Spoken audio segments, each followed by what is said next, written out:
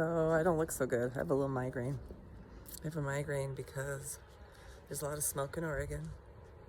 I don't know if you can see the red sun. I can't seem to quite ever catch it in a video or picture. When you look up at the sun, it's bright red. It's really, really spooky looking. Man, I look really rough, don't I? It's been so smoky. I'm having a hard time sleeping. It's cold today.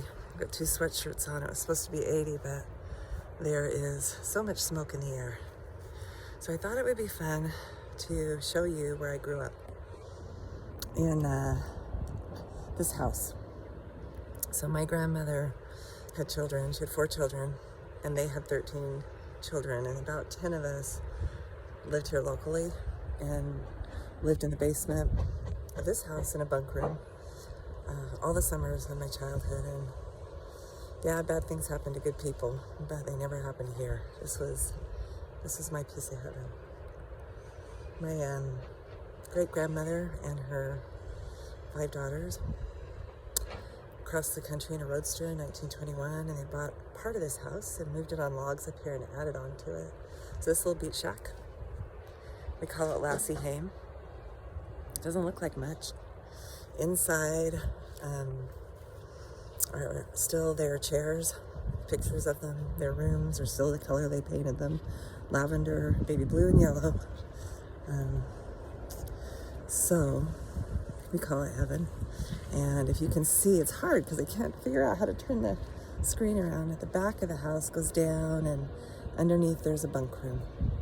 And the bunk room has a copper tube that goes up to the upstairs floor of the house. And so as kids, we'd be down there snickering and laughing and not going to bed. And we'd hear through the tube, "You kids go to bed." They were pretty great. This is a good place to grow up.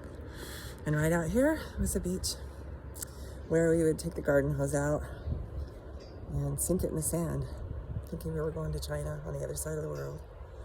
Or when we had a grown-up go swimming, my dad taught me to swim in the breakers in the Northwest, and it's cold.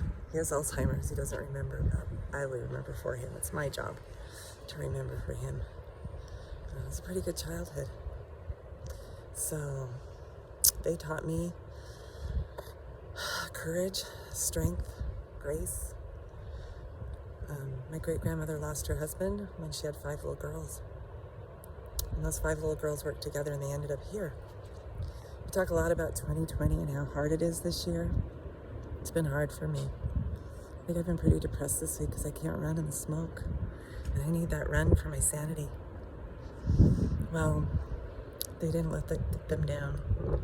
They worked together, and they all got their teaching degrees. And once they all had their teaching degrees, they came here. They bought this house. They bought a house on Mount Hood. They bought a house in Portland together called 804 Peacock Lane, where the Christmas street is. And they climbed Mount Hood in their 40s. I don't know if you've ever seen anybody summit Mount Hood. I couldn't do it in my 20s. It's scary to think about. They pooled their money and traveled the world on cruises. I think some of them had been around the world more than 7 times for the whole ritual bit. So they taught school in the winter. They taught gym, all kinds of things. My grandmother taught kindergarten. In the 60s, she separated her kids by eye color and taught lessons on privilege, justice. They were spectacular. And they lived in this little shack that I love to call home. Lassie Haim. It's called Lassie Haim Girls Home, because they were all girls.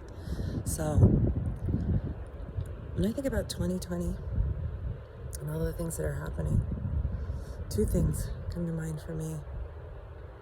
Where I come from, the people of courage in my history, and how when we pull together, we can do anything.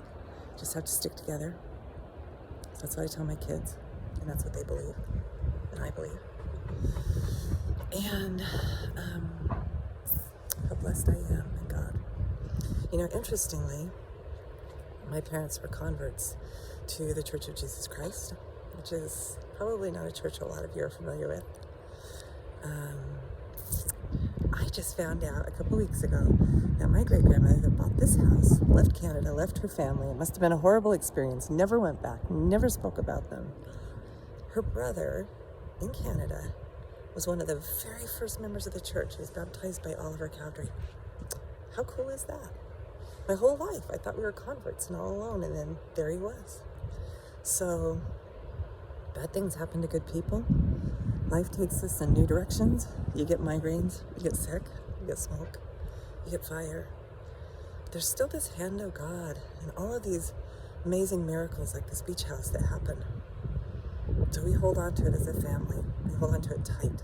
We don't rent it. We don't share it. We keep it.